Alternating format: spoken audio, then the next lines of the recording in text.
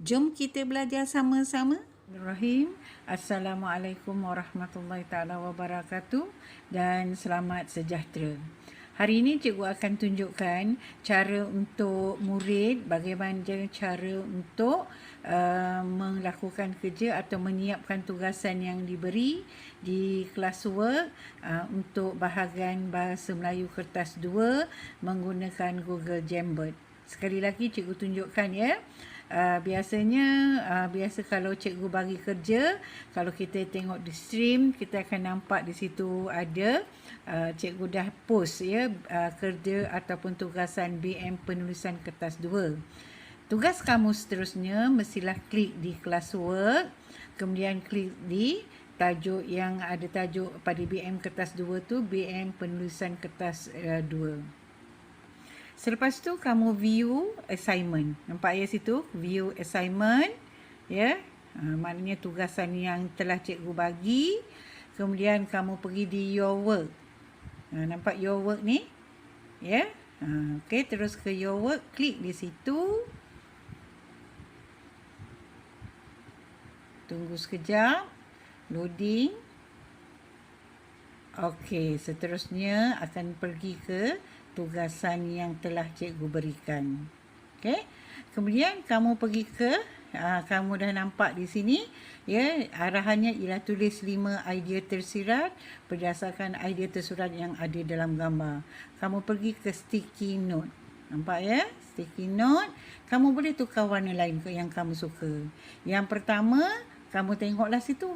Mula kamu kena pastikan dalam gambar ni apa dia idea tersurat. Apa dia yang tajuk yang dia nak. Kamu boleh besarkan. Okey. Besarkan aktiviti hujung minggu keluarga Razali.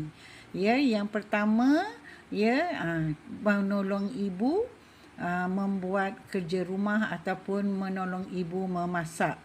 Kan? Itu idea tersurat yang ada dalam gambar. Jadi kenapa dia tolong ibu?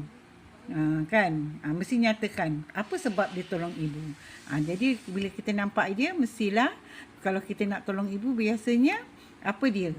Nak meringankan beban kerja ibu. Kan? Supaya ibu rasa sayang kepada kita. Baik, seterusnya kita akan pergi ke sticky note. Ya, sticky note. Kemudian kamu hanya buat type saja. Ringankan beban.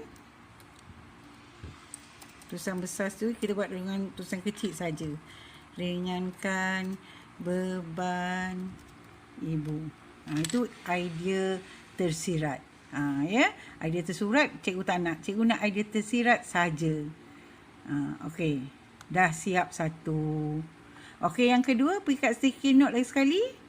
Kamu boleh tukarlah warna lain. Ya. Okey, yang kedua, gambar membaca buku. Kenapa membaca buku?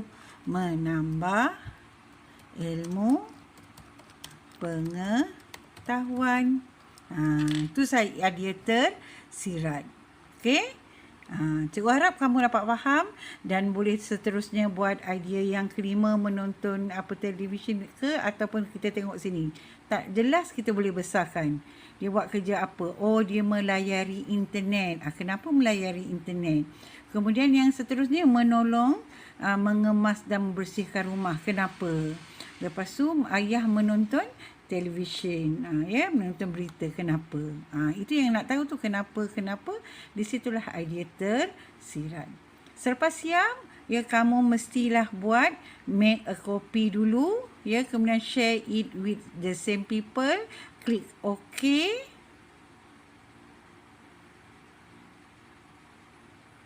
Kita tunggu sekejap.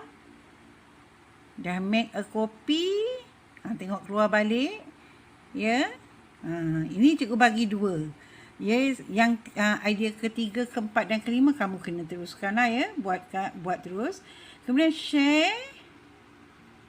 Bila share, mesti ada nama kamu dan nama cikgu. Yang nama yang tidak berkaitan kamu remove. Okey? Ni nama ya anak cikgu lah, ya, dan juga nama cikgu save. Kemudian pergi share balik, klik kat share balik. Ya, copy link ni. Kemudian done. Okey. Dah siap, ya, dah copy link.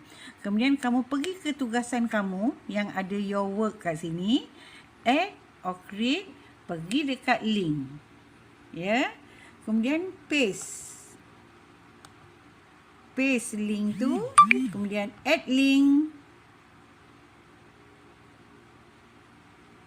Kemudian pangkah yang atas tadi tu, kamu hanya hantar ke cikgu yang kamu dah siap. Kemudian turn in. Nampak ya? Turn in. Klik turn in. Dah siap. Kamu dah turn in. Itulah cara bagaimana nak menyiapkan tugasan di Google Jamboard. Itu saja. Terima kasih. Selamat mencuba. Hai kawan-kawan, mudahkan pelajaran yang kita belajar tadi. Jadi, jom kita belajar bersama-sama.